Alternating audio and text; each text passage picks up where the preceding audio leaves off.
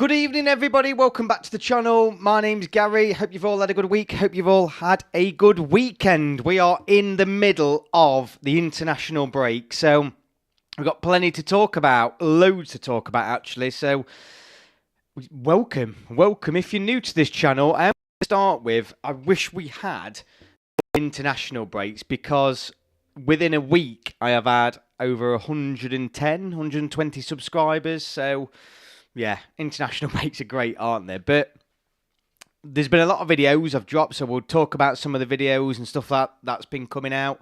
We're obviously going to talk about the Sunday rundown. You'll see on your screen, we've got England versus Albania, the 2-0 result. We'll discuss that. We're gonna talk about Phil Foden specifically tonight as well, definitely. We're definitely going to obviously talk about tomorrow night's game, which is the Latvia game. Let me know if you go into the match. I'll come on to someone who I bumped into there. They might be on the chat tonight, actually. And Tuchel's England. We're just going to generally talk about how we thought England under Tuchel looked and what sort of key takeaways there are from that game. I have got some of the Nations League games on above me. It looks like it's on the ceiling. My TV's that high, but it's not. So I'll be glancing up, trying to keep an eye on some of the UEFA Nations League quarterfinals at the minute. So we can discuss those as it comes along as well. But yeah, what a week. Let me get straight to the chat, because as you know, this channel, these Sunday live streams, very much, I go to you guys for the input. It's a two-way conversation. So it's No Kodu, welcome. Gate102, welcome. Ollie, welcome. Football Channel, welcome. So we'll start off with, I think, for England, Latvia will be 4-0. For an England win. I went to for the match against Albania and thought it would be 4-0 England. We play very much possession type of football. Yeah, I'll agree. Let's come on to... We're definitely going to come on, because there were certainly some differences in the way England were trying to play. And I thought Thomas Tuchel's comments after the game were really significant as well. So we need to get in and discuss that. Gate102, one of my channel members. Evening, Gary. I'd love the documentary. Thank you so much for your feedback on that. Obviously, that dropped. The documentary I've been going on about for ages. Part 1 of that dropped last week, middle of last week. So I've not done a live stream since then. So I seem to have really positive feedback from that. So firstly, thank you so much. I was very nervous because I felt like I was over-promising. And maybe to some people I have, because I'd gone on about it for so long. But I hope you've enjoyed it. Work on part 2 is happening now. And I'm thinking there's going to be 3 parts, because it's just too much to cover. But I'm thinking this is quite a good... It's going to work out quite well, because essentially all the build-up to the World Cup, I'm going to be dropping the 3 parts of this documentary, building up to the World Cup, why we haven't won anything. So it's going to work out quite well, really. I'm hoping to get part 2 out, probably June, July-ish. But let's see. But ultimately, I want to get all 3 parts done this year. So yeah, keep an eye out for that. But thank you for the feedback. Yes, Foden should be dropped, says Kodu. Well, definitely come on to that. Evening, Gary. Good meeting you on Friday. Ollie, yes, it was great to meet you. I have got a picture I'm going to put up tonight, actually. So, yeah, great to meet you, mate. Really good to meet you. Hope he sobered up, mate. Hope you enjoyed the game. Gate102 podcast regarding Foden. I don't think he's performed well for England, but I feel sorry for the amount of abuse he's getting. Maybe the pressure is getting to him. He's just lacking confidence. He's massively lacking confidence, isn't he? He just offers nothing. But this isn't a new thing for Foden in an England shirt. The problem is that we've been here before, and this is why I think he's getting this stick he's getting, because it's not really his second, third, fourth. It's like his 40th chance, and he's still not doing it. I don't think Kane is used to dropping that deep as he did, says Football Channel. Sterling was poor for England in his first 40 or so games, and then Spain away was the start of him. Hopefully the same will happen for Foden. Yeah, no, I get that. The problem is, though, at that time we didn't have a huge amount of talent in the background, did we? We definitely have now. So how long can Foden keep his place? I mean, arguably, he's lucky to be in the squad full stop, isn't he? Henderson, Walker and Foden shouldn't be there, says Football Channel. Matt's Channel. Hi, Gary. Great to be back at Wembley. It was great, mate. Dylan. Although there were loads of Albanians in the home end, which is just a joke. They need to sort that out. They need to definitely... I mean, I don't mind foreign fans buying in their home end as long as they come in, they respect it, they don't show the colours, they don't, give it the biggin in their home end. But they're literally, the Albanian fans rocking in with the flags all over the, the back and stuff like that. And they shouldn't be letting them in. FA shouldn't be letting them in. It's against the rules. So they need to sort that out, because in certain situations that can end up causing a little bit of hassle, that is. Dylan Foden just shouldn't start as an isolation winger. He's shown he can be effective closer to the middle. But who does he come in for, though? That's the problem. Best away support I've seen at Wembley, says Match Channel. Yeah, to be fair, they were very loud. I mean, there was a lot of political statements, a lot of flares going off. Bit of a free-for-all, if I'm honest with you, in that Albanian end. So, yeah, I think there were some punishments from UEFA, given some of the banners. I was sat right next to them, actually. Part of me thinks our best wingers recently have been Saka and Bowen. I'd like to start both of them, so part of me would consider Bowen on that. I mean, Saka comes in, there's one winger's spot open because when Saka's fit, he's playing, isn't he? He's playing, so we're talking about one space. You know, we're forgetting Madueke, who's done really, really well in an England shirt, who obviously is not in the squad. Bowen, Palmer, who else have we got? Gordon. You know, there's a lot of players there, and you think that, I mean, Rodgers even, who's barely had a chance. Foden shouldn't be in there, should he? It should not be in there. Ollie was no different from Southgate, which is fine, but after Tuchel kept saying how passive we were under Southgate, expecting more, but at least Tuchel admitted it wasn't a good performance, says Ollie. 3 Lines podcast, away fans in the home ground, the T's and C's on the ticket are usually quite vague. It just didn't sit right, and I just think it could have, if Albania could have nicked a goal and maybe that result was slightly going the other way, I think there could have possibly been a bit of trouble because the Albanians were well up for it, weren't they? I think let's just get on to that game because, I mean, the first point, Albania 2-0 and Tuchel's England, the two top and bottom points are essentially the same thing. So let's get into it. I mean, I think that first half, England were really good. I am going to cut England were very, very good. I have very rarely seen England for the first 20 minutes give the opposition no touch of the ball whatsoever. I mean, it must have been 100% possession to England in the first 15, 20 minutes. Now, Albania are not that bad. They're not that. They're a good, decent side. So we absolutely dominated them. And arguably, with the chances we created, we probably could have been 2-0 up, at least 2 or 3-0 up in that first half. I thought England were good. The clear difference was that he wants England to press much quicker. Much, much quicker. Every time we lost the ball, Albania had no time. He wants energy. He spoke about the physicality, didn't he, that he wants from this England team. And I saw that. As soon as we lost it, clearly the players have been told you need to press high up the pitch and win the ball back. And he definitely got them doing that in the first half. We'll talk about the second half in a second because it certainly was a game of two halves. But that first half, I think, is the biggest indicator of how he wants England to play from Thomas Tuchel, because that's ultimately his first 45 minutes. He riled them up. Clearly, he wants them to go and win that ball and win it quick. The other thing is, obviously, it was interesting he played a back four. That was probably his biggest question. What sort of defensive system he's going to play? He's stuck with a back four. And clearly, on his post-match press conferences, what we've been always going on about England for years, this is even before Gareth Southgate, is having all the ball and doing nothing with it. And he clearly wants those wingers to try and take players on. And we've not done that in years. We've never done it. And the biggest problem we've got as England fans, and this is what we all need to realise here, there aren't many goals in this England squad. In fact, there aren't many assists. You take Saka and Kane out of that England squad. Maybe Jude Bellingham's starting to come good now, but there's no goals. There is no goals in that England squad. Foden's record in England shirt speaks for itself. You know, other players are coming in. Everyone's on single digits. So he clearly wants those wingers to do more and push more and take more risks. And that is something we've got continuously gone on about time and time again. And it's clearly something that Southgate didn't want the wingers to do, to take risks. But Tuchel, after his press conference, said the wingers weren't good enough. He wants them to try and beat a man and do something and play those diagonal balls. And that's where Phil Foden, this topic on Phil Foden on here comes in, because he did nothing. It was always a pass back. He had no intention of trying to take a player on. He had no intention of trying to create anything. He was just useless. At least Rashford, I'm not saying Rashford had a good game, but at least Rashford made some positive runs. He was trying to make something happen, and I think that's what he wants to see. So I think the takeaways from me is that he wants England to win the ball quickly. He's played a back four, and he clearly wants the wingers to take risks. He wants them to take risks, and that is a definite new part of the way England are playing. Still some concerns, though, aren't they, about the back? Couple of times, I think Albania could have equalised, and probably should have equalised with a better ball. With a better ball, they should have equalised. Wouldn't have been deserved. It wouldn't have been a deserved equaliser. But England certainly need to. We're still weak on the counter-attack. 100% still weak on the counter-attack.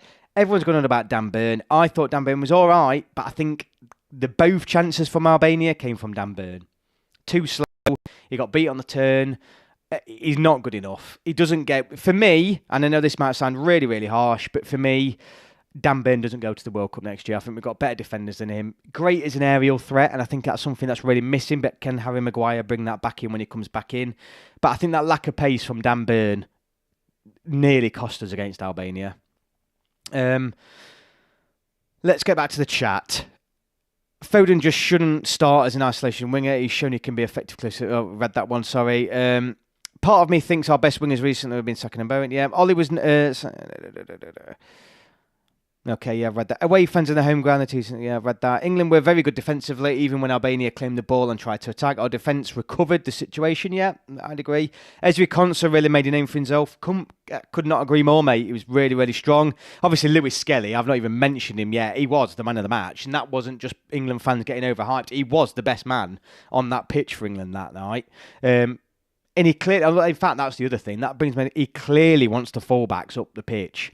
He definitely wants the fullbacks higher up the pitch. Hence Lewis Skelly's goal, and Kyle Walker, who's never in his own half. Both of the fullbacks for Thomas Tuchel are going to be huge, and I think that's where you can see Trent Alexander-Arnold coming in. So he wants attacking fullbacks. He definitely wants a back four, but maybe a back three, really, in reality, when we've got the ball. He clearly wants us to win the ball back high up the pitch, and he wants the wingers to do more. He wants it to come through those wide areas. That's where he wants the chances to come from. He's disappointed with how we managed that. Evening, Gary. It's coming home, says Ricky. Yes, evening, mate. I don't think Foden for England either. I don't like Foden, sorry, for England either, but I suppose he plays that way because of Guardiola's system, which is fine. It works for them, but clearly doesn't for us. The problem is he's coming up. He'll not be far off 50 caps soon. If he keeps playing, he'll not be far off 50 caps, Foden. What's he got? 4 goals? It's just crap. It's absolutely crap. I mean, people were calling out for, Jack Grealish to come in and all this. I mean, Jack Grealish offers nothing. He offers no... I mean, his goals and assist record in England shirt is crap. Bowen hasn't done enough. Palmer, these players haven't been around that long, really. But there's not enough goals in this England squad. That is the biggest worry. The wingers, for a long time, have not done enough. And this is where maybe Madueke has done probably better than what we're giving him credit for. Because under Lee Cosy coming in and he created things. He got assists. He's done far more, Madueke, in an England shirt than what Foden's done in 10 times the games. So... I just think we need to reserve ourselves in terms of our attacking talent isn't quite as strong yet or is capable yet in an England shirt as what we might like to think it is, because there genuinely isn't. There's a huge gulf after Kane and Saka, so I'm looking at the France-Croatia game, some early chances for France there. It doesn't make sense that Jordan Anderson got called up, but Lewis Cook was ignored. I will say this for Jordan Anderson. He came on and he played really well. He played really, really well. I mean, he pinged a excellent first-time ball over the top, and he sort of saw us through. I thought, I'm not going to sit here and say I didn't like Henderson in that match, because I thought he played well in the time he came on. Didn't have long, granted, but I thought he did well. I thought Burn was decent, but I don't think he's better than Branthwaite, who has missed out, and I don't think he'll start over the centre-backs we already have. Now, I agree, and don't get me wrong, I think he had a good game, but those chances from Albania, if you watch the game back, definitely came from Dan Burn, and it's that lack of pace. I'm so confident about Foden. He's one of the most technically gifted players England has ever produced, and for some reason can't show that for England. The problem is, right, let's look back. How many players by Foden's amount of time, how many caps he's got, if they've not done it by this point? Someone mentioned Sterling, but I do think Sterling had performances for England before he had that bad run and then came good again. But how many players at this point have played this many games for England, never really shown it, and then come good? Not many. Owen Hargreaves is probably one I can think of. But there's not many after that. And I do think we've got to... Is it ever going to happen for Foden? And that might sound like I'm writing him off really early. But you don't often see that big swing. You really don't. And how many more chances is he going to get? And how many more chances does he deserve is the other thing. I can't see it changing around. I can't see Foden being this player that we want him to be. And a bit like Rashford, I can't see it. I mean, Rashford was better than Foden the other night. But I think Foden and Rashford they've been given their opportunities and haven't done it. And there's other players coming through now. So it's just difficult to see them ever coming back in or being those players that we really want them to be for England. I just can't see it at all, I promise you. I really can't. Saka's in every day of the week. And then I think there's other players now who deserve an opportunity. Bowen, Palmer, Bowen, Palmer, Rodgers, Madueke. These players deserve... So I just can't see how these two are coming back in, really. Foden was great in Qatar. He was, and I've heard that a few times, but it's a long time ago now, isn't it, Qatar? And you would argue that's the only time England have played... That's the best England team we've had at a tournament. I think they're the best performances we've seen at a tournament. Or a lot of people are saying, we were so strong that year. But is Foden a player who only plays well when the whole team plays well? I mean, ultimately, the world's best players do something when your team's struggling. Foden, there's no way. If England are struggling in a game, I've got no hope that Foden's going to be the one to find the solution. None. I've only ever seen Foden play well in teams that are playing well themselves. And that worries me. I really do feel that. I wouldn't start Foden, but for some of the criticism he's getting is harsh. He's clearly good enough, but struggling presumably because of pressure and scrutiny he gets. But this is football, mate. This is modern football. And if he can't cope with it, we've got to bring someone else in. Forget about his goals and assists for England. Even pulled the England goals from Euro 2024. How many happened when Foden was off the pitch? Yeah, good point. Most of England's talent is the talent we're not using. Morgan Gibbs-White. Well, I've heard Gibbs-White is going to be starting, apparently. Madueke, Branthwaite, Hudson-Odoi. Yeah. I think the left side is an issue. Was thinking the other day, all the goals we scored in the Euros came from the right side. Mate, there's no goals in this team. There's no goals or assists in this team. This shouldn't be something new. I've discussed this numerous times on this channel that I've been concerned about England's lack of goals. In reality, when you look at England's talent, everyone goes on about how abundant we are, how much depth we've got, but in reality, they don't do it. They don't. There's a lot to be desired from 90% of these England options up front we've got. There really is. There's a lot still left in the tank, or you'd hope so, because they're not doing it so far for England. Going back a while, John Barnes was a player who played a lot but never really lived up to his Liverpool form, lived off his one goal against Brazil. This is what I mean. And we've got too much talent now to be sat there giving these players numerous opportunities when they're not doing it. We've got to give someone else a go. And ultimately, if they're not doing it, take them out. They've got to come out. I judge Foden mostly on assists and chances created rather than goals. Well, he's not done that. He's not done that either. They just don't do enough. I mean, arguably, he shouldn't even be in the squad. Genuinely, if you're looking at his performances in an England shirt, his performances in the Premier League this season, he shouldn't be in the squad. Not to sound like Russell Martin, but that's the most passes we've had in a game since playing San Marino in 2021, which is impressive, especially against a team that actually have quality. Mate, honestly, I think people underestimate how good we played in that first half. And Albania are a good team, and they'll show it in the rest of this group. They will show it. The dominance we had in that first half, that was a good England performance. It really was. And we did create things. Everyone was a bit boring, Gareth Southgate, but we had a couple of chances. Dan Burney at the post. Kane should have scored if it wasn't for a wonderful clearance. That first half was a good performance. Really good performance.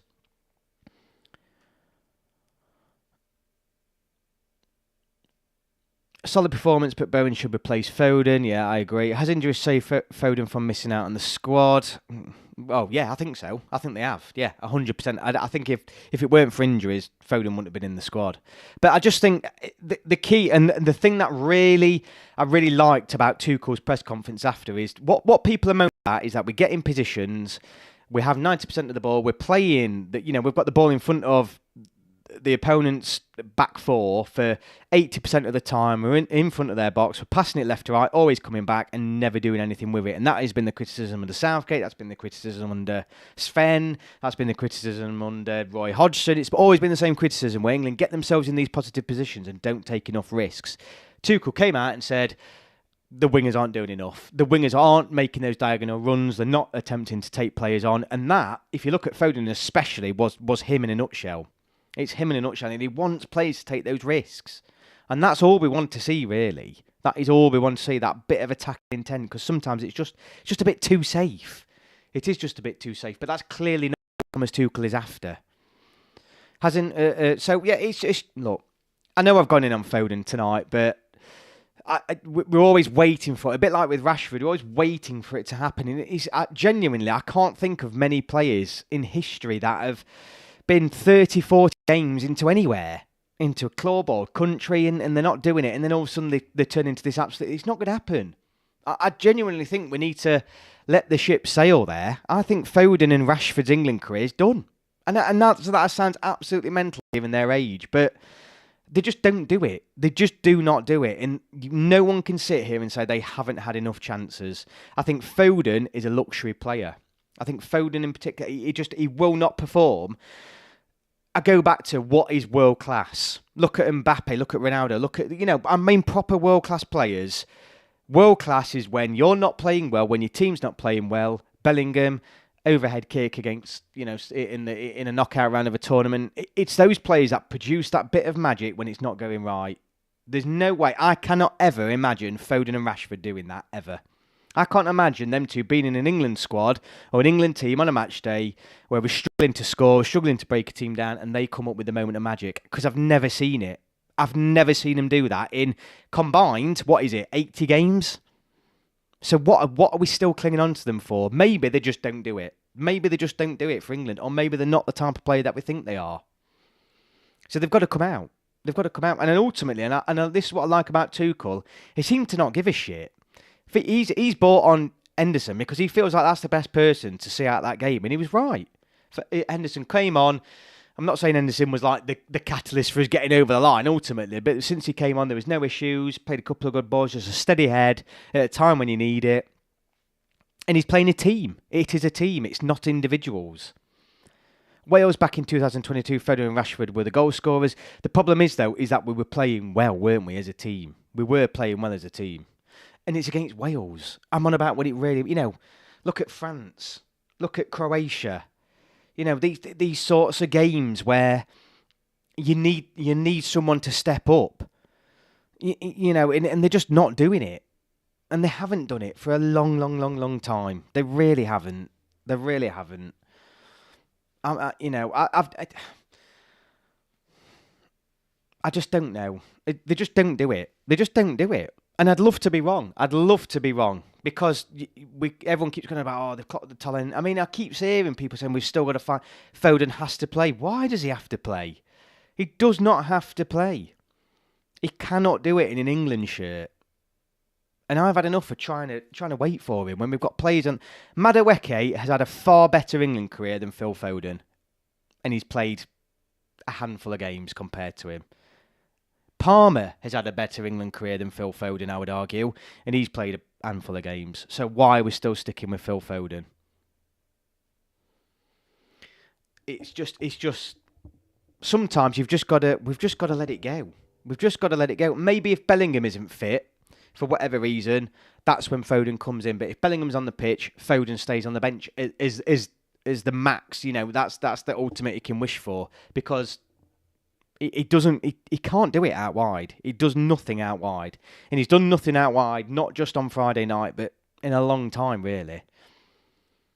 Saka, in my opinion, Saka should be our first choice winger. Always turns up. He is, mate. He is. I mean, this what is the probably five English players that are guaranteed starters: Kane, Saka, Rice, Bellingham and Pickford. I would say they're the only five England players that are guaranteed starters, no matter what manager's in, no matter what fan is picking it. I think those five players are starters. Everything else is up for grabs, including the entire back four. I think there are only five key starters, in my opinion. Some people disagree with that, but I think they're the five people first on the score sheet. France are free now. Can't wait for Foden to have a worldie tomorrow. Hat-trick incoming. Yeah, I mean, it's Foden well. But is that enough, against the Latvia? If he comes on and scores if we're 2-0 up and then Foden comes on at half-time and scores a hat-trick, it's ultimately when it matters, isn't it? And again, it's hard. I mean, people keep going on back to that World Cup, but I go back to the whole England team were playing well. It's when England aren't playing well. They're the players that I want to see stand up. Do you think Pickford should stay as England's first choice? Yeah, 100%. Not even, honestly, not even. It's not even worth talking about. It's not even close. Pickford is a country mile ahead of the next goalkeeper we've got. Palmer, Saka, I stand by that until Palmer lets us down. Saka's our best attacker by a country mile after obviously Harry Kane. I genuinely do, but I think they're the only 5 key players England have got. Kane, Saka, Rice, Bellingham, Pickford. I think that's it. I think those 5, everyone else. I mean, Lewis Skelly, the left-back position is an interesting one because all of a sudden we've got potentially some options there if everyone's fully fit. The right back, I think everyone's obviously saying Trent comes in. I mean, Kieran, you're saying Trent, but is he the guaranteed starting right back for every game? You think about a game where someone's going to get at us. Do we want him starting right back? Does Walker come in for that pace? I don't think in everyone's team Trent's a guaranteed right back. I might be wrong there, but obviously I think he's still got that questions about defensively. I just think, even though probably a big percentage would pick Trent, I still think for a lot of people he might not be a first choice, depending on the opponent. Those 5 I pick, I think they're in regardless of who we're playing. Could be wrong, but that's my opinion. I think they're the only first 5 names on the team sheet, 100%. France are absolutely all over Croatia from what I'm seeing at the minute.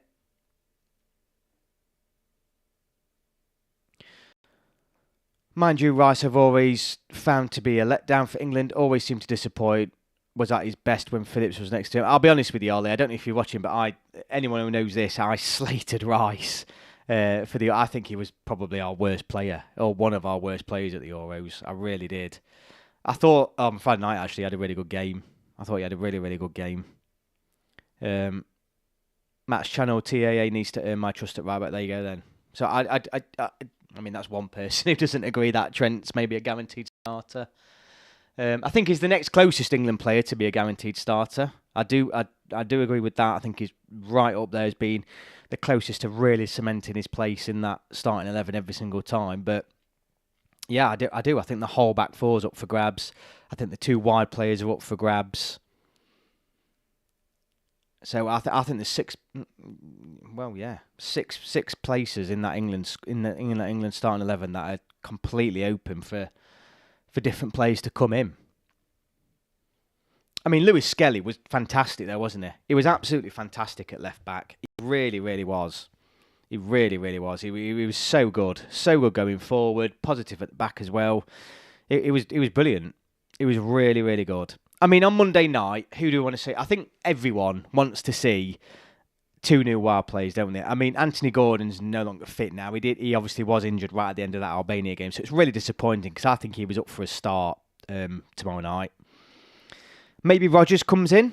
Be interesting to see Rodgers potentially out wide because he's played there for his club, hasn't he? And obviously, you look at Rodgers and maybe think, has he been one of the best England players in the league this season?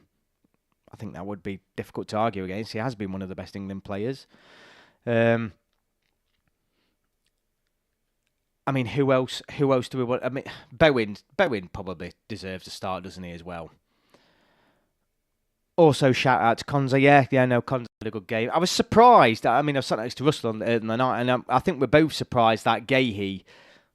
Oh, just watching fans. I'm surprised that Gahey didn't come in, because Gahey is you'd have thought... probably our...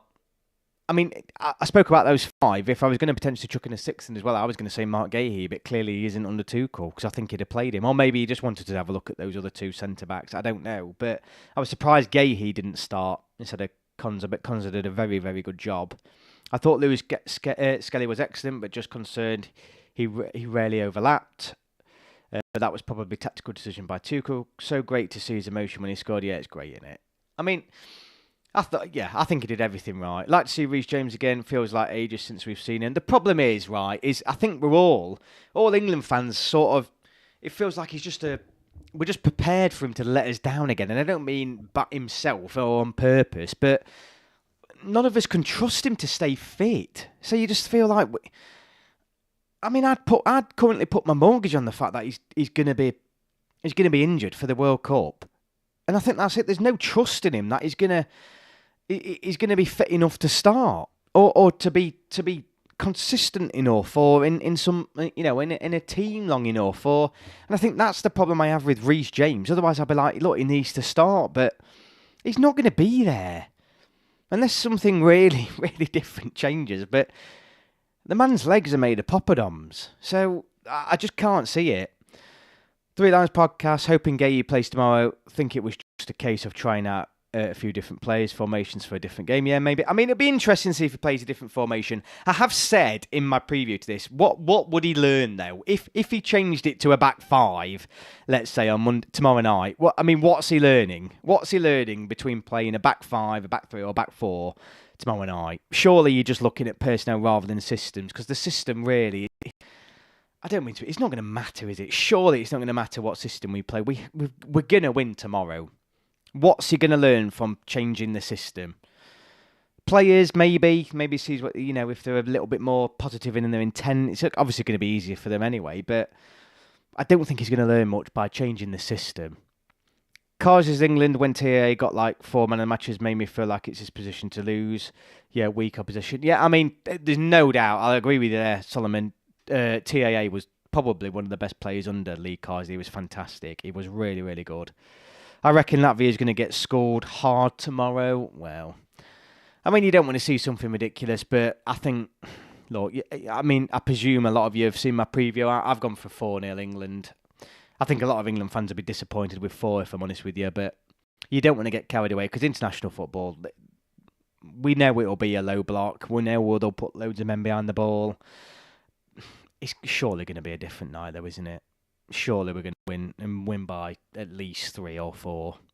Nozza, I've had enough of Phil Foden. I'll just say, we all have, mate. I think we all have. I don't think there's many. It's almost a case of, we've got to play it. We hadn't. I mean, I've heard Gary Neville, and you hear people saying all the time, and these so-called pundits saying he's got to play because he's a generational talent. And it's like, I've seen nothing of Phil Foden in an England shirt to prove anything, to say he's any sort of generational talent. Nothing at all. And I think we need to start getting realistic about what Phil Foden is and what he offers. And I'm not saying he's not a very, very good player. He is a good player. He's not some sort of phenom, though, that he's not going to be any different to the player he is now in 5, 3, 4 years' time. He's not. This is the Phil Foden is the Phil. We all know what Phil Foden's about. We all know his game. On his day, he's great. He's brilliant. He'll be tricky. He'll keep the ball well, all that sort of stuff. I don't think he's the type of player, though, to win your games on his own. Those sort of real big impact players. He's not that type of player. He'll do great if the team around him's doing great. Unpopular opinion, but I don't particularly think Gordon has done enough yet for England. I mean, he's sort of, but I would say he's had a lot less opportunities, hasn't he? I think it's fair to say he still needs a fair crack of the whip, particularly over a run of regular starts. The pre-match pitch display was possibly the best I've seen. Expectations were exceeded. Yeah, I mean, they had fireworks, didn't they, at Wembley, which was a bit of a surprise. I thought the banner was good. Hi, Gary. Can't stay long today. Loved the documentary the other day. It was incredible. Thanks, Josh. Glad you enjoyed it, mate. Thank you for your support. I think a lot of people were calling for him in the first Euros, but I think that's more because of how bad our left side was last year rather than how he was. Yeah, but then, maybe he would have done a little bit more if he'd have been given the opportunity. Yeah, I was going back to Rogers earlier, saying, in terms of England players in the Premier League this season, Gordon's up there. Gordon is up there as probably being one of the best England players in the league this season. So he deserves his run. He deserves a run of games. I mean, interesting. Tuchel's. I'm sure Thomas Tuchel's come out and said Gibbs White will be playing tomorrow night. So where's he playing? I think that'll be interesting. I think that'll be really, really interesting. Solomon, IDOT was good, Gary. Appreciate the effort you went into there. No problem, mate. Glad you enjoyed it. Please share and like with your friends if you haven't done so already. Gordon is not England's standard yet. Any thoughts on Curtis Jones on Friday? I mean, again, I can't say. I mean, he's good. He's good. Is he good enough? I don't know. He's not. He's good. Is he a bit of a luxury player? Does he? I mean, he's not had a fair crack of the whip, neither has he really. He's worth seeing a little bit more of. You can see, look, as we're talking about this here, even these players that are possibly pushing for starting 11, you can see why Tuchel's called up your Hendersons, your Burns, and some older players, because we are lacking, aren't we? We are lacking in experience. We really are. It's only Latvia. I know that's the problem. That is the problem. It doesn't really matter who plays, and I hate to have that opinion, but it is a bit of one of them. I still think Waters should have been in. Well, obviously he got called up to the under-21, and I don't know if anyone saw the under-21 score. It was 5-3 to France, but I was watching the highlights after. England should have won like 8-5. It was absolute chaotic, but the amount of chances England created, and including missing a penalty, England should have won that game. I mean, it was all out attack though from both sides, but England arguably should have won it. Great game though, but there's no doubt there's plenty of attacking threat in that team. Can see Gordon working well with Kane, run it off Kane, like how Sterling had great success at Euro 2021. Yeah, I mean, it's the pace, isn't it, around him? Foden's not the quickest. He doesn't really get in behind as such, really. I would love Gomez to come back, providing he can get back to playing on a regular basis. I mean, Gomez is just, he needs to play though, doesn't he? He needs to play for his club, but I liked Gomez. I like Gomez in an England shirt. He played well under Lee Carsley. But again, is he good enough? I mean, Thomas Tuchel seemed to only insist on having Rice as the sole sitting midfielder. It seemed like, well, Bellingham in particular was told to really get higher up the pitch. On top of that, England under-21s could have probably won if Harwood, Bellis knew how to defend as well. Yeah, defence really let us down, but attacking-wise, we were better than France. Was I the only one a bit underwhelmed by the performance of the night? Just loads of sideways passing and not much happened, yet people are trying to say it's better than with Southgate. I thought the first half was brilliant. We were saying this earlier. I think the first half, Josh, I think that was good. I think that was a good first half performance. You saw what he was trying to do. The second half there was shit. It was just flat. It was just, they just didn't bother, did they? And the players didn't. And Tuchel, I think, more or less said that after the game. He just wasn't, they didn't give enough. Simple as that. They just didn't give enough. Even though we beat the same team. Yeah, I would say, though, Albania are a far better team than that night, though. For me, fully fit, firing and confident Rashford is our best option on the left wing. Yeah, but how often's that, mate? I agree. I sort of agree, you know, Rashford on his day, but it's just, we go back to how many days does he have? At the moment, Gomez is rotational at Lille. Part of me would like to see Eze or Rodgers given a run out on the left tomorrow, see what they can do. I think Rodgers might get the nod. Maybe not. I don't know. I think we're definitely going to see some changes. Just chance for France. Ooh. I think Rodgers is going to get a chance, a longer chance tomorrow. And I think because he's now gone home. Bowen will definitely get an opportunity, I think, tomorrow as well. Albania under new management since we played them in the last qualifiers. I mean, look, Albania are a good side now. They'll show that. I think Albania away will be a tough game. You know, this is a team that performed relatively well at the Euros. Were unlucky to get grouped. Put in some really good performances. Picked up some big results in recent years. They're a good, well-oiled side at the minute. They are, and I think Albania at home is no gimme. I really do think that. But look, tomorrow night, it's just. It's over, isn't it? We're winning it. We're winning the game. It's more about the performance and probably about the intent and the way that he wants England to set up and getting used to that system. Yeah, fair point. It was good at times, just not as good as I was hoping. Bellingham was incredible, though. What a player. Yeah, I mean, I'm a bit worried how reliant we are on him in midfield, though, and particularly creating those chances. We are becoming a little bit reliant on him for him to produce that bit of magic, and he did for the first goal, didn't he? Albania topped their group in the Euro qualifiers too. Yeah, they're a good side. Honestly, they are a good side, Albania, and I think England fans and fans across. I mean, people are saying this England qualifying group's easy. I mean, England should top it, but Albania and Serbia are good teams. They are good teams, and I think both away games will be tough. I think by the time he retires, he'll go down as our greatest ever midfielder. Yeah, long way to go though, Josh. But yeah, if he carries on the way he's doing, I'd agree, mate. Particularly if he produces those special moments. I've been impressed by Tuchel, but concerned people are hyping him up. If it was Southgate on Friday, he would have been getting so much stick, even though we won 2-0. Trust me, I was listening to the radio on the way back home, because I often do. Long drive back home.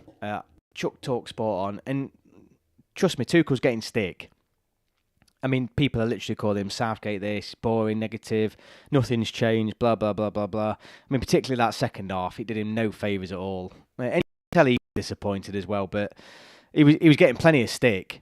He was getting plenty of stick. I mean, yeah, good point from Josh Phillips there. Imagine the outrage if Southgate had bought Henderson when we were 2-0 up rather than go for the game more. Yeah, no, I agree there. I do agree with that point, actually. I mean, it was in the last few minutes, though, wasn't it? Glad Tuchel didn't do what a lot of our fans asked for Jude and Rice in the pivot, which Southgate tried 6 times, and 4 of those times it was disaster. Yeah, no, he definitely separated out Rice and Bellingham, didn't he? He seemed to clearly give them both identified roles within that team, and Rice was definitely the holding one, with Bellingham given a little bit more freedom. I'll take the 2-0. The only thing I would have liked to see more testing the keeper. Yeah, I mean, like I said, I think in the first half, it was the second. Let's be honest, it is the second half performance that was the problem. It really was. I think if we'd have carried on in the first half, we'd have got a couple more goals.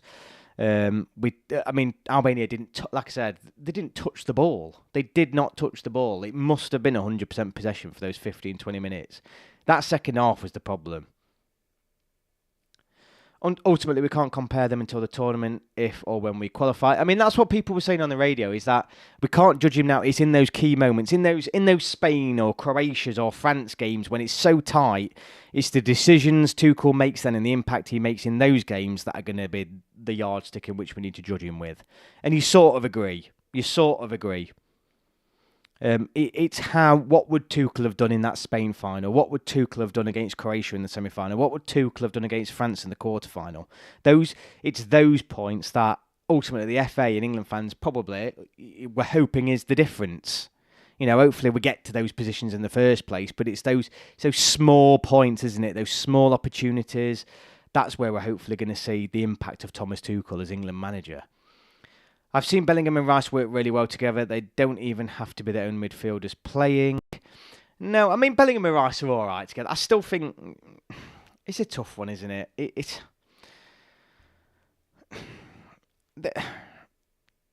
I mean, Rice sometimes looks like he needs a bit of help, and he is a little bit sideways passing.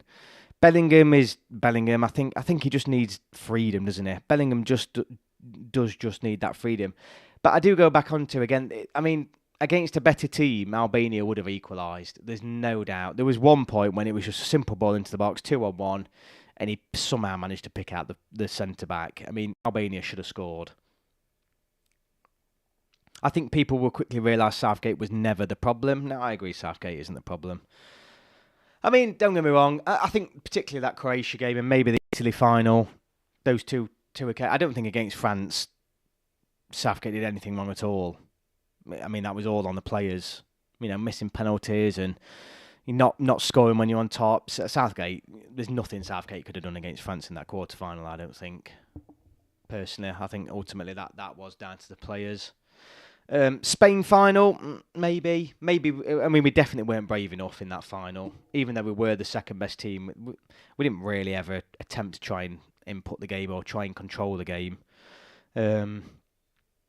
But look, tomorrow night, we're not going to learn a huge amount. We're probably going to learn a little bit more about the way Tuchel wants us to play, what sort of things he has in mind for us. And that'll be about it. I think he might use the opportunity of himself to have a look at a couple of other players. But again, how much to judge those players and those performances against Latvia at home? Difficult one. The idea of them in a pivot is good, but it's too attacking. Our record with them together is 2 wins, 2 draws and 2 losses, which isn't great, but maybe Tuchel can get it to work. It probably needs a third midfielder, but I've seen them play and gel together. I think Tuchel wants England's attacking threat to come out wide. He's made that so abundantly clear in the way we've played and the way he spoke after the game. The midfield is, and this is the problem, isn't it? We need to play someone half decent. I mean, even those friendlies that have been announced, it's not great, is it? Arguably, you could have been asking for stronger opposition than, is it, Wales and Senegal? And it's a long time. I mean, ultimately, the only time Tuchel's ever going to be tested, and Russell was saying this on the night, is it could literally be in a knockout game of the World Cup, and obviously that could be too late. It probably needs I think later on Tuchel will turn England into their prime.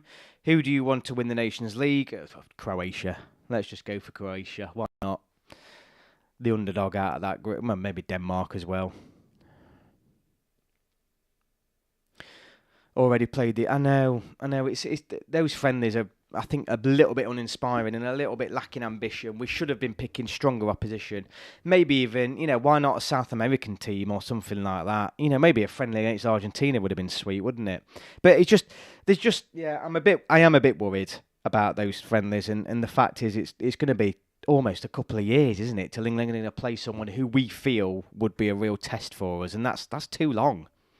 Kane is so underrated, just so good at what he does. I feel we almost take it for granted, mate, honestly. Same as Pickford. We 100% take it for granted, and it's just miles ahead of anything else we've got up front. A million miles ahead of any other attacking options we've got up front. It's just ridiculous. It's literally night and day. Night and day. And you do worry, if he's injured... Cup's gone, mate, if he's injured. I don't know. I mean, I was relatively happy with Friday night. The second half performance was probably the biggest disappointment for me, and particularly the impact of the subs. I mean, the game was a bit bitting and bobbing by then. There was a lot of stoppages in play, particularly when the two wide players come on, Bowen and Rodgers. They didn't really have the opportunity to get involved in the game or to impact the game. But yeah, the first half I was more than happy with. Genuinely, I was happy with that first half. The second half there was a bit of a problem. Foden there was just so frustrating, and I was calling him out on the night. Within the first 5-10 minutes, I was just like, just get him off. He's offering nothing. Every single time Foden got the ball, he turned back inside. Every single time, made no attempt to beat a man, made no attempt to put a ball in the box. It was just so poor from an attacking perspective. Bagani, which team are you scared of? No one. Genuinely, I'm not. I'm not scared. I mean, I'm scared of teams that I've got. No, I'm not. I'm not scared of anybody. I think that's the thing. I think I'm still adamant England on the day can beat anybody. I'm scared of our own defence. I still think the defence needs to sort itself out a little bit. I mean, will there be another back four on Monday night? It seems a long time ago since, and in fact, it may have been sooner than what I'm thinking, but it seems like a long time ago since England played the same back four 2 games in a row. So it's just, the defence worries me. Just when you think it's our time to win a tournament and France are the only threat to us in Europe, Spain and Germany become good again. Hope not, but we might have missed our chance. No, well, I think England is still good, Ollie. England is still good. But you're right. I mean, Italy are good as well. I think Italy are a good side at the minute. Spain. Yeah. So I do think, personally, Spain are the best team in the world at the minute. But I think what England need is a... a Yamal, an Mbappe, one of those players who's in the moment can produce something magical. And we've sort of had that in Palmer and Saka, particularly at the last tournament, and Bellingham. That's what you need. That is ultimately what you need. Those players that can produce that special goal, that special moment in difficult times. And that's why England have done so well at tournaments over recent years. Tuchel is still settling in, so I think he will put England in the very best later. Yeah, oh God, it's still early. It's definitely still early. I think they said after the game they'd only been working with him for 3 days, really. So, but I think the intent was there. He clearly wants us to press more. He clearly wants the wingers to be more involved. He wants them fullbacks higher up the pitch. And the intent's there. You can most certainly see the intent. So overall, I was relatively happy. Chance for France. Oh, he should score. What a save. What a save. Barcola. Oh, hang on, another chance. I mean, France have literally dominated Croatia. AJ, hello, mate. Thank you for joining. Who was at the game? Who's at the game tomorrow night? I will put this up. So Ollie and E, let me put up. I did meet. Some of you came up to me in the Green Man, and we had a bit of a selfie, didn't we, boys? So it was great. I mean, I still think it's mad that people. I mean, I think you're the second or third people that's come up to me when I've been at Wembley and said, "Yeah, you're from the channel." I just think that's great, and it was great to have a pint with you. got talking England, didn't we? And no, it's brilliant. It's absolutely brilliant. And this is what it's about, meeting new people, like-minded people. We're all in it, we all love England. And yeah, loved it, absolutely loved it. Had to shoot off and get my ticket, but yeah, it's great to meet you both. Great, really good to meet you both. Yeah, if anyone's at the Green Man,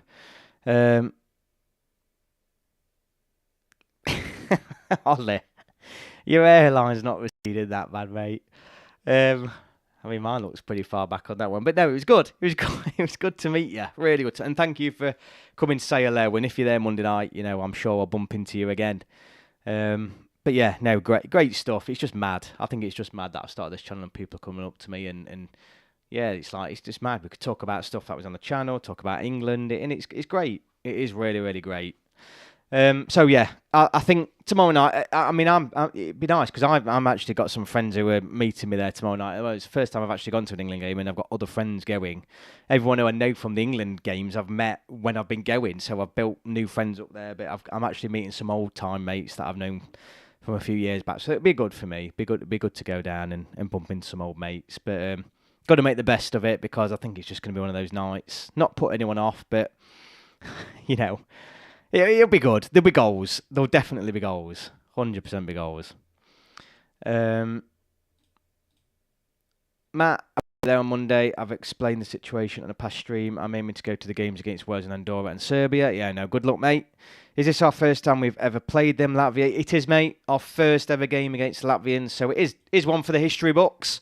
If you like that, if you like to be one of those at the first. I mean, Lewis Skelly as well. That was one on Friday night, wasn't it? Was he the youngest ever England goal scorer on the debut?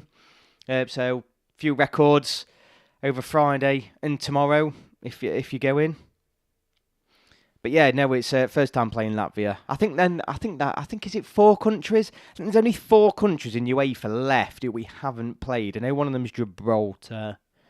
I can't remember the others, but there's I think it's either 3 or 4. There's now 3 or 4 countries left that we haven't played, and I know one of them is Gibraltar.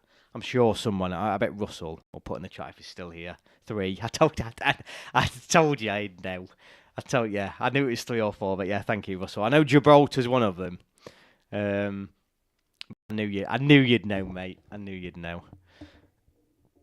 Gibraltar is the world's punching bag. I remember meeting you before the game against Italy and Iceland. You did, mate. You did. It was great to bump into you.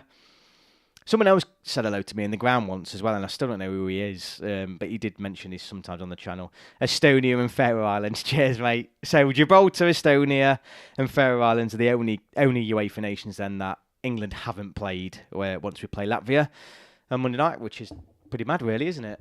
So yeah, it'd be a good one. I don't expect it to be huge. I mean, it'd be completely different away end to Friday night. I think it'll just be a much more chilled out atmosphere.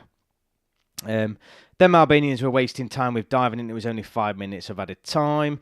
I just think I think the FA have got to get a grip on those tickets though. For me, it was a bit of a free for all, if I'm honest with you, Friday night. I think if the result had gone a different way, I think it could have got I think there might have been a few issues in that ground if it had been a different result.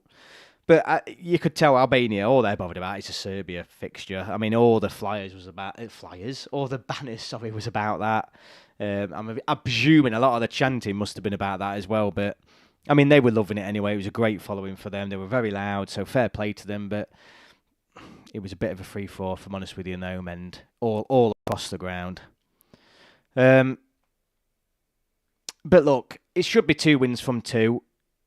I think Serbia is going to be a tough game. So this World Cup campaign is not over. I think Albania and Serbia away from home, I'm already considering what my predictions might be for those games because it's not a formality. These are tough teams.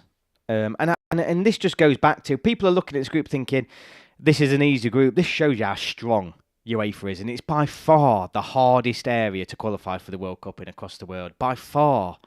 Absolutely by far. Serbia and Albania, I think would be pushing for a spot in most confederations for the World Cup. I think they're good, solid teams. They'll put up a good performance, and I think both of them two away are going to be tough opposition. Just a quick shout out to Greece, by the way, for thrashing the Scots tonight, knocking them out the League A of the Nations League. So big up, Greece. I haven't played Armenia as well, if that counts in your... I suppose it will. Well, I suppose it would do. They were really good when they played us at the Euros. To be fair, Latvia winning a game puts pressure on us. Yeah. I mean, there's no pressure on us, really. Surely there's no pressure on us. France are through. Oh, no, maybe not. It's got to be a yellow card, ref.